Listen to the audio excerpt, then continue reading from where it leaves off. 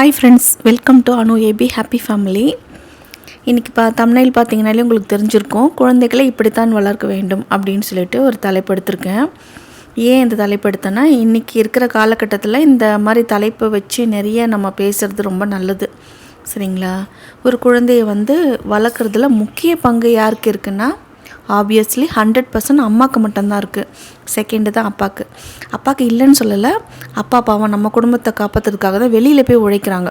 So காலையில் போனாங்கன்னா காராசாரமாக வேலை செஞ்சுட்டு நைட்டு தான் வருவாங்க. ஆனால் ஃபுல் அண்ட் ஃபுல் பார்த்திங்கன்னா அந்த குழந்தை கூட இருக்கிறது பிறந்ததுலேருந்தே சரி, அந்த அம்மா தான். இந்த வளர்ந்து ஸ்கூல் போனாலும் ஸ்கூலுக்கு போகிறது, சாப்பாடு எடுத்துகிட்டு போய் ஊட்டி விடுறது, ஈவினிங் வர்றது, குழந்தைங்களுக்கு சொல்லி கொடுக்குறது, நைட்டு சாப்பாடு கொடுக்குறது, அந்த மாதிரி கதை சொல்கிறது, தூங்க வைக்கிறது, எல்லாமே ஃபுல் அண்ட் ஃபுல்லாக அம்மா இதில் அம்மா தான் ஃபஸ்ட்டு வராங்க. ஸோ இந்த குழந்தை நல்லா வளருதுன்றது ஒரு நல்ல தாய் கையில் தான் இருக்குதுன்னு சொல்லுவாங்க, உண்மையாக, சரிங்களா? ஸோ அந்த குழந்தைய நல்லபடியாக தாய் தான் வளர்க்க முடியும். என்னை பொறுத்த வரைக்கும் ஒரு குழந்தை நல்லா வருது, நல்லா வளராதது தாய் கையில் மட்டும்தான் இருக்குது.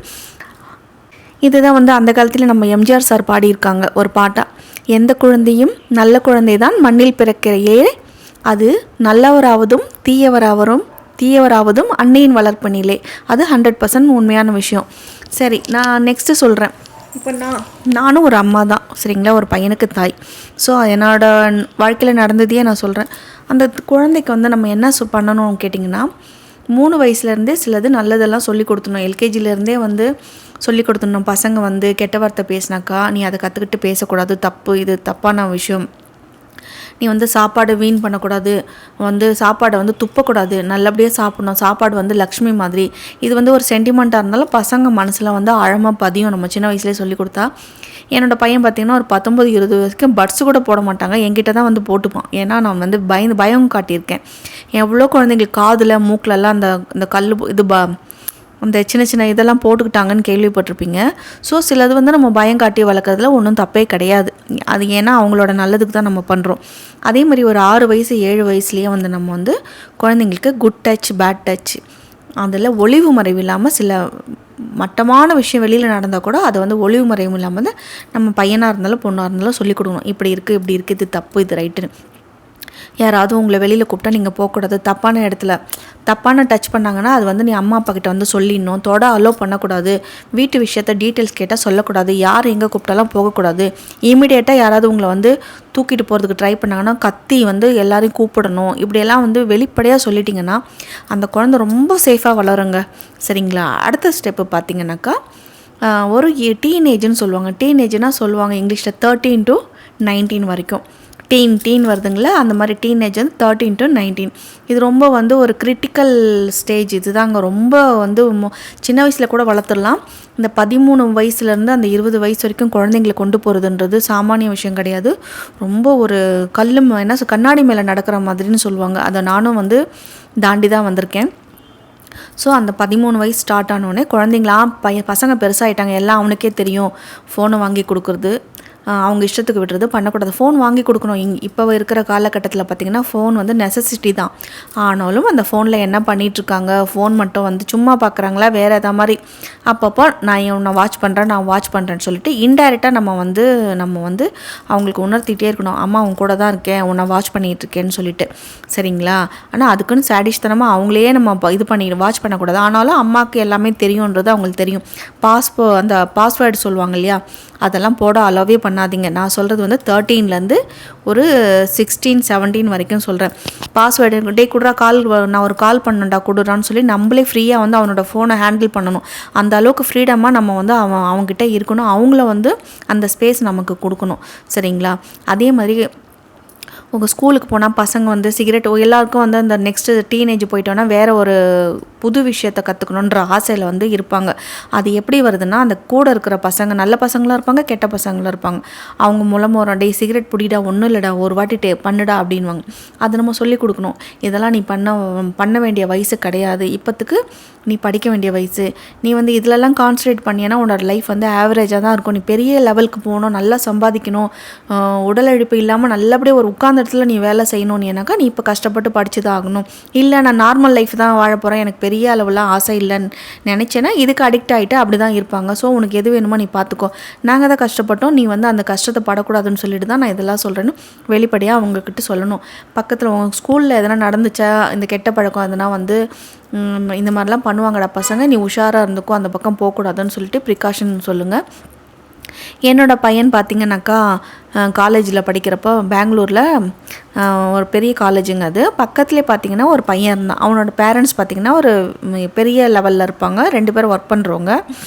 பார்த்திங்கனாக்கா அவன் வந்து வீட்டில் வந்து சர்வெண்ட் கிட்ட தான் வளர்ந்துருக்கான். ஸோ அதனால் என்னாச்சுன்னு கேட்டிங்கனாக்கா அவனுக்கு வந்து அந்த லவ் அண்ட் கேர் வந்து கிடைக்கல, வீட்டில் அன்புன்றது என்னன்னு கிடைக்கல. ஸோ காலேஜ் வந்தான்னா அவன் கையில் வந்து அந்த போதை மருந்து இருந்துக்கிட்டே இருக்குமா. ஸோ வந்துட்டு என்ன பண்ணுறது, அவன் வந்து என் பையன் வெளிப்படையாக என்கிட்ட வந்து சொல்லுவான், மம்மி இந்த மாதிரி ஆச்சு, அவன் வந்து சாப்பிட்றான். ஆனால் ஒரு நாள் என் பையனை அவன் வந்து ஃபோர்ஸ் பண்ணது கிடையாது, என் பையனும் அதெல்லாம் தொட்டது கிடையாது. இதை வெளிப்படையாக என்கிட்ட சொல்கிறான்னா நான் எந்த அளவுக்கு அவனை கேர் எடுத்துருப்பேன், எவ்வளோ ஃப்ரீயாக ஃப்ரெண்ட்ஸ் மாதிரி நடந்திருப்பேன்னு பாருங்கள். சில ஸ்டேஜ்லலாம் நம்ம வந்து அவங்களுக்கு அம்மாவுக்கு அம்மாவா, ஃப்ரெண்ட்ஸுக்கு ஃப்ரெண்ட்ஸாக, அப்பாவுக்கு அப்பாவாக நம்ம இருந்து தான் ஆகணும். சரிங்களா? ரொம்ப கண்டிஷன் போட்டு நம்ம வளர்த்தாக்கா நம்ம வந்து நம்மக்கிட்ட எல்லாத்தையும் மறைக்க ஆரம்பிச்சிருவாங்க. ஸோ ஃப்ரீயாக விடணும். அதே மாதிரி இன்டைரக்டாக அவங்கள வந்து நான் உன்னை வாட்ச் பண்ணுறேன்றதான் நம்ம வந்து சொல்லி வைக்கணும். அதே மாதிரி பார்த்திங்கன்னா இப்போ எங்களை மாதிரி மிடில் ஃபேமிலின்னா உங்களுக்கு தெரியும், இதே பணம் இருக்கிறவங்களுக்கும் இதே தான் ஒரே அட்வைஸ். எதுவுமே ஈஸியாக பசங்க கேட்டாங்கன்னா உடனே வாங்கி கொடுத்துடக்கூடாது. அதோட வேல்யூ, அதோட கஷ்டம் குழந்தைங்களுக்கு தெரியவே தெரியாது. எது கேட்டாலும் 2 நாள் 3 நாள் ஆற போட்டுட்டு அதுக்கப்புறம் தான் வாங்கி தரணும். இமீடியட்டாக இப்போவே எனக்கு வேணும், இப்போவே வேணும்னா இப்போ என்னால் முடியாது, எங்ககிட்ட காசு இல்லை அப்படின்னு சொல்லணும். அதுக்கு மேலே அவங்க வந்து முரடு பிடிக்கிறது, நான் சாப்பிட மாட்டேன்னு சொல்கிறது, உண்ணாவிரதம் இருக்குது, அதெல்லாம் வந்து கவலையே படக்கூடாது, நீங்கள் ஃபீலே பண்ணக்கூட கண்டுக்காமல் விட்டுறணும். நான்லாம் அப்படி தாங்க பண்ணேன். சரிங்களா? அதே மாதிரி பார்த்திங்கன்னா சிலவங்க வந்து மிரட்டுவாங்க, நான் வந்து இது பண்ணுறேன், அது எமோஷ்னல் பிளாக்மெயிலெலாம் பண்ணுவாங்க குழந்தைங்க. ஏன்னா வந்துட்டு அவங்களுக்கு வந்து அம்மா அப்பா வந்து கொஞ்சம் நம்ம எமோஷ்னலாக சாப்பாடு சாப்பிட மாட்டேன் அப்படின்னு சொன்னால் அம்மா அப்பாவுக்கு மனசு தாங்காது, உடனே வாங்கி கொடுத்துருவாங்கன்னு குழந்தைங்களோட எண்ணம். சரிங்களா? ஆனால் அந்த மாதிரி வந்து நீங்கள் அதுக்கு அளவே பண்ணக்கூடாது. சாப்பிட்லன்னா உன் பசி உன் வயிறு, நீ சாப்பிட்டா சாப்பிடு, இல்லைனா உன் இஷ்டம்னு சொல்லி விட்டுறணும். அதே மாதிரி சில குழந்தைங்க வந்து நான் அது குடிச்சிருவேன், நான் வந்து குதிச்சிருவேன்னு சொல்லிவிட்டு அந்த மாதிரி பிளாக்மெயிலும் பண்ணுவாங்க. அது கூட நீங்கள் கிளியராக புரிய வைங்க. குதிச்சிட்டாக்க உடனே எல்லாம் உயிர் போகாது, மேலே குதிச்சிட்டா கை கால் உடஞ்சி போயிடும், அப்புறம் படுத்த படிக்கையாக இருக்கணும், நீ எங்கேயுமே போக முடியாது, வர முடியாது, நீ உன்னோட டாய்லெட்டுக்கு நீ ஒழுங்காக நடந்து போக முடியாது, எல்லாமே இன்னொருத்தரை நம்பி இருக்கணும், நாங்கள் இருக்கிற வரைக்கும் நாங்கள் பார்த்துப்போம், அப்புறம் உன்னை யார் பார்த்துப்போம்னு சொல்லிட்டு அதுக்கும் நீங்கள் வந்து எக்ஸ்ப்ளனேஷன் கொடுத்து எக்ஸ்பிளைன் பண்ணிவிடுங்க. அப்போ தான் அச்சோ இந்த மாதிரிலாம் பண்ணால் இந்த மாதிரி ஆகும்னு சொல்லிட்டு அவங்களுக்கும் தெரியும். சரிங்களா? அதே மாதிரி எவ்வளோ கஷ்டப்பட்டாலும் ஒரு பைக்காக இருக்கட்டும், ஒரு ஃபோனாக இருக்கட்டும், ஒரு பெரிய விஷயமா இருக்கட்டும், இன்றைக்கி கேட்டால் இன்றைக்கே வாங்கி தரதுங்க. அட்லீஸ்ட் ஒரு 5 நாள் 6 நாள் அப்பா வந்து பணத்துக்கு அரேஞ்ச் பண்ணுறாங்க, அப்பாவுக்கு வர வேண்டிய பணம் இருக்குது, வெயிட் பண்ணு, வாங்கி தருவேன், இன்றைக்கெல்லாம் முடியாது, நீ கேட்ட நேரத்தில் கிடையாதுன்னு சொல்லிட்டு புரிய வைங்க. இந்த மாதிரி ஆற போட்டிங்கன்னா அவங்களுக்கு அந்த பேஷன்ஸ், அந்த பொறுமைன்றது அவங்களுக்கு வரும். சிலவங்க பாருங்கள், இன்றைக்கே வேணும், இன்றைக்கே பண்ணணும், இன்றைக்கே முடிக்கணும்னு சொல்லிட்டு இருப்பாங்க. அது எல்லாராலையும் முடியாது இல்லைங்களா? ஸோ அதனால் ஆற போட்டு ஒரு விஷயத்த செஞ்சு கொடுங்க. அப்போ வந்து அவங்களுக்கு அந்த பொறுமைன்றது என்ன, பொறுமையாக செய்யணும், யோசிக்கணும், யோசனை பண்ணி செய்யணும் அப்படி சொல்லிட்டு புரியும் அவங்களுக்கு. இதெல்லாம் வந்து என்னோடய சொந்த இதை கூட கருத்தை கூட நான் நிறைய வந்து இன்டெரக்டாக உங்களுக்கு சொல்லி கொடுத்துருக்கேன். இந்த மாதிரிலாம் செஞ்சால் எந்த குழந்தையும் வீண் போகாதுங்க. அதுங்க பாட்டுக்கு ஆளாயிட்டு நல்ல ஒரு நிலைமையில் இருப்பாங்க. இதில் வந்து பெரிய வேலை சின்ன வேலைன்னு கிடையாது. எந்த வேலை செஞ்சாலும் குழந்தைங்க ஒழுக்கமாக இருக்கணும், அதுதான் முக்கியம். ஒழுக்கமாக இருந்து அவங்களோட அம்மா அப்பாவையும் அவங்க பார்த்துப்பாங்க, நல்லபடியாக பார்த்துப்பாங்க. அதுதான் வந்து ஒரு ஹைலைட் இதில். அதனால் வந்து இதெல்லாம் இந்த டிப்ஸ் எல்லாம் வந்து என்னோடய சொந்த இதிலேருந்தே நான் நிறைய விஷயம் உங்களுக்கு சொல்லி கொடுத்துருக்கேன். சரிங்களா? அதனால் இந்த மாதிரி டிப்ஸ் உங்களுக்கு பிடிச்சிருந்துச்சுன்னா லைக் பண்ணுங்கள், ஷேர் பண்ணுங்கள், சப்ஸ்கிரைப் பண்ணுங்கள். சும்மா கண்ட வீடியோலாம் போடுறதுக்கு பதில் எனக்கு இந்த மாதிரி போடணுன்னா இன்ட்ரெஸ்ட்டாக இருக்குது. ஏன்னா என்னோடய சொந்த கதையை நான் சொல்கிற மாதிரி இருக்குது. ஸோ இதை பற்றி உங்களோட கருத்து என்னன்னு சொல்லிட்டு எனக்கு கமெண்ட் பண்ணுங்கள். நான் சொல்கிற கருத்துக்கு உங்களுக்கு பிடிச்சிருக்கான்னு சொல்லி இதை கேட்டுகிட்டே எனக்கு கமெண்ட் பண்ணுங்கள். உங்கள் வாழ்க்கையில் இந்த மாதிரி நடந்திருக்கா, அச்சீவ் பண்ணியிருக்கீங்களா ஏதாவதுன்னு சொல்லிவிட்டு நான் பெருமையாக சொல்வேன், நான் அச்சீவ் தான் பண்ணியிருக்கேன். ஓகேவா? பிடிச்சிருந்தா லைக் பண்ணுங்கள். பாய், தேங்க்யூ.